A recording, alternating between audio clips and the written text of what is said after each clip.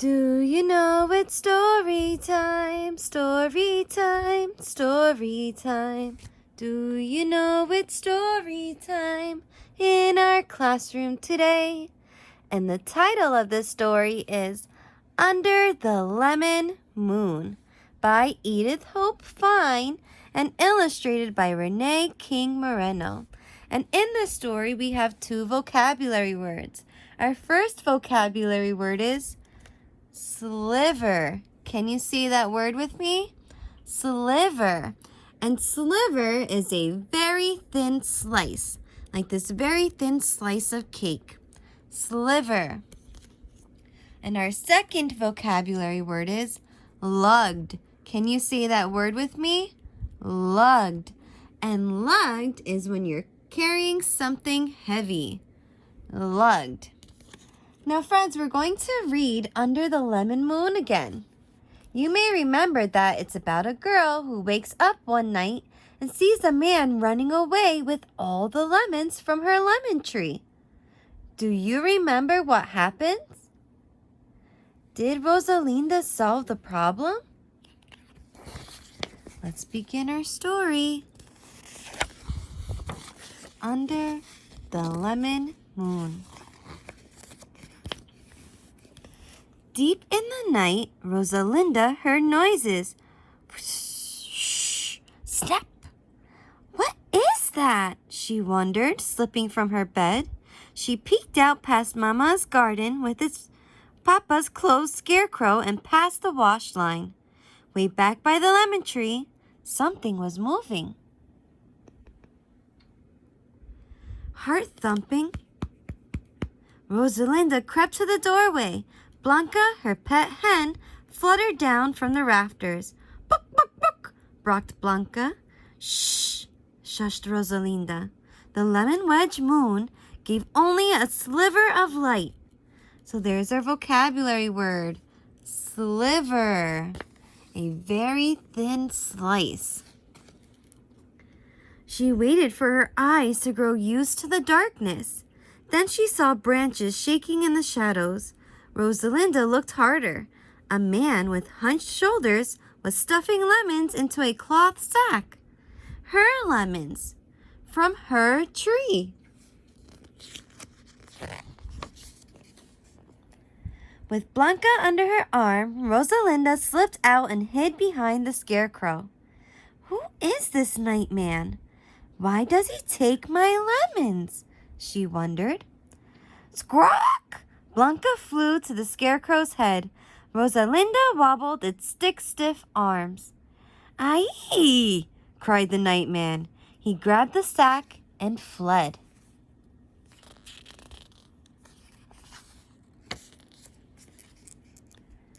In the morning, Rosalinda touched the stump of a broken branch. Not a single lemon was left on the whole tree. A tear slid down her cheek. Oh, mi arbolito, my little tree. Rosalinda crooned a sad song as Blanca barked along. She loved her lemon tree almost as much as she loved Blanca. Why, Blanca? Why did he do this? Rosalinda asked, clutching a bundle of twigs. Blanca's feathers drooped. By the end of the week, many leaves of the lemon tree were yellow. Some had fallen. Rosalinda's worries got bigger. By the first night, now her tree was sick. After breakfast, Rosalinda listened to the thrum-thrum of Mama's loom. I must do something, Rosalinda told her parents. Perhaps someone we know can help, Mama suggested, smoothing Rosalinda's long hair. A neighbor or friend, or your abuela, added Papa with a hug. He turned back to his workbench. Rosalinda set out. So Rosalinda's parents encouraged her to ask others to help save her tree. Why do you think they did that? If you have an idea, let me know. My tree is sick. What should I do? Rosalinda asked her neighbor Esmeralda. I talk to my plants, said Esmeralda, tending her lush flower garden. I did that, thought Rosalinda. Aloud, she said, Gracias. She caught up with Senor Rodolfo, her friend, a few words. My tree is sick. What should I do? She asked. Much water, he said, heading for the nearby mercado, the marketplace. I did that, thought Rosalinda. She remembered the heavy buckets of water she had lugged to her tree. So there's her second vocabulary word, lugged, to carry something very heavy. Aloud, she said, Gracias.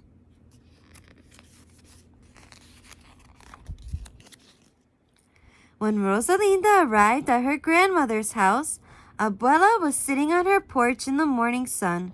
Rosalinda settled in close to her, watching Abuela's knitting needles flash. What should I do for my tree, Abuela? It will take time for your tree to heal, mija, she said. I will light a candle for you. I haven't done that, thought Rosalinda. Aloud, she said, Gracias, abuelita. Abuela eased the worries from Rosalinda's forehead with her warm hand. The candle will help, Rosalinda, Abuela said quietly. Perhaps it will summon La Anciana, the old one. She helps things grow.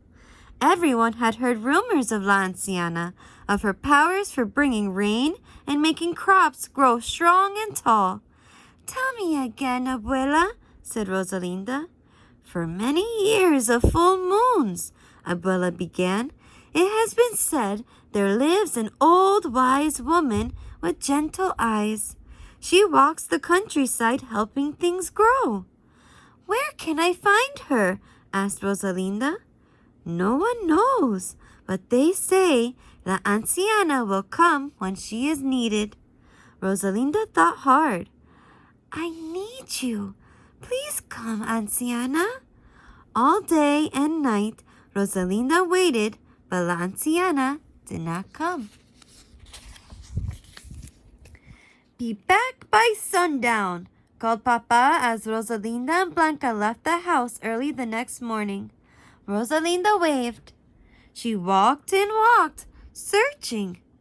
Blanca buck at her heels.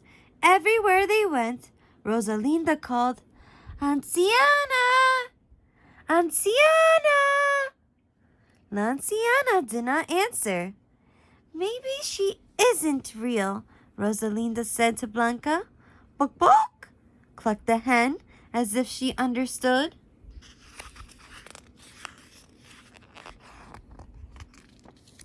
As the sun slipped down the sky, Rosalinda told Blanca, we must go home. They circled back through the mercado with its colorful stalls and busy shoppers. Then Rosalinda stopped. Limones, said a sign on the last stall. Behind a man, a woman rocked a baby. Their two small children played nearby with pebbles. Rosalinda knew this man with hunched shoulders who was selling lemons. He was the night man, and the lemons were hers. Rosalinda shivered. She and Blanca ducked behind a stall lined with bright marionettes. It's the night man with lemons from my tree. Where are you, Anciana? Stammered Rosalinda. She stroked her quivering hen's soft feathers.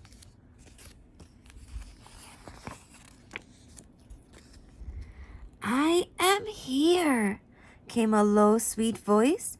Rosalinda jumped. Before her stood a woman with silvery hair. Her wrinkles were deep, her eyes gentle. Rosalinda knew, filled with wonder, she couldn't speak.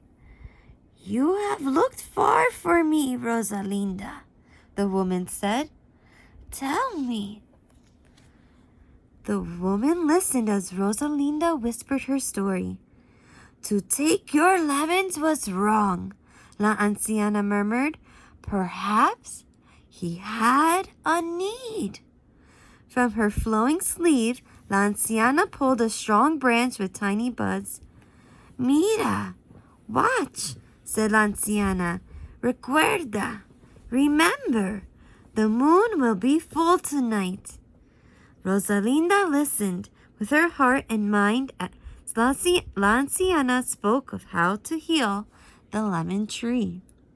So the old woman tells Rosalinda that perhaps the man who took her lemons had a need.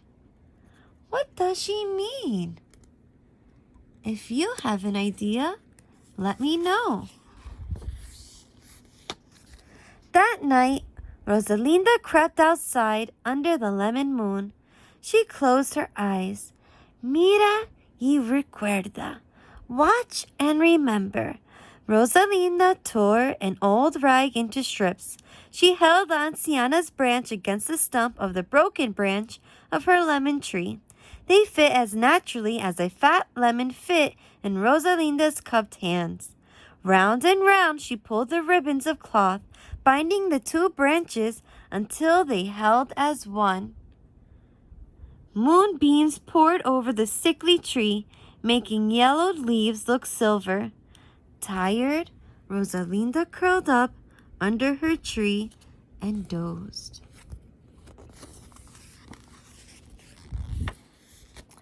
She woke with a start when Blanca barked. Rosalinda rubbed her eyes, astonished. Her tree glowed golden in the night, dripping with lemons as big and round as baby moons. Arms wide, Rosalinda danced around the shimmering lemon tree. Blanca followed, wings aflutter. I think Blanca is more than a pet to Rosalinda. She is a good friend. The next morning, Rosalinda told Blanca, I know what to do. She piled fat yellow lemons into a wooden cart. Blanca perched on the lemon pyramid. Off they went together.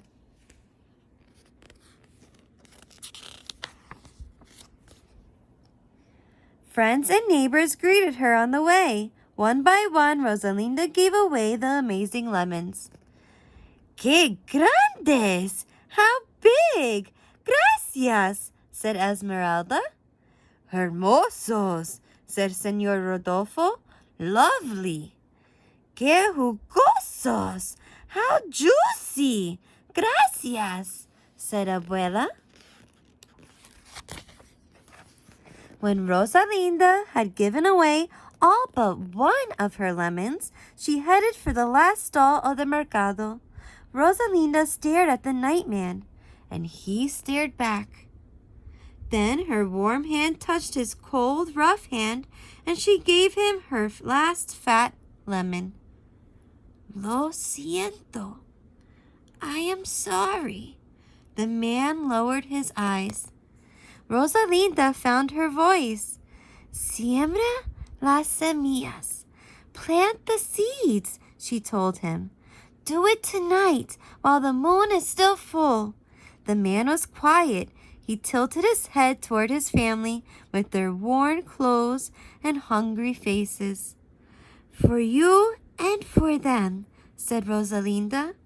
I will do as you tell me, he said. So the nightman is going to plant the seeds Rosalinda gave him. Do you think he will do it? Why?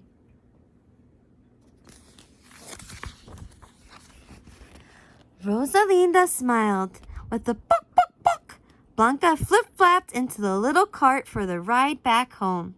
She settled in content. Rosalinda felt content too, except for one fat hen. Rosalinda's cart was empty, but her heart was as full as a lemon moon. The end. So friends, I still have some wondering questions about this story. And I wonder if the nightman took the lemons to sell at the market. What do you think, friends? And what else do you think he could have done instead of taking her lemons? And why do you think the nightman lowered his eyes when Rosalinda gave him a lemon? If you have an idea, let me know. I hope you enjoyed our second time reading the story, Under the Lemon Moon. Till next time, bye friends.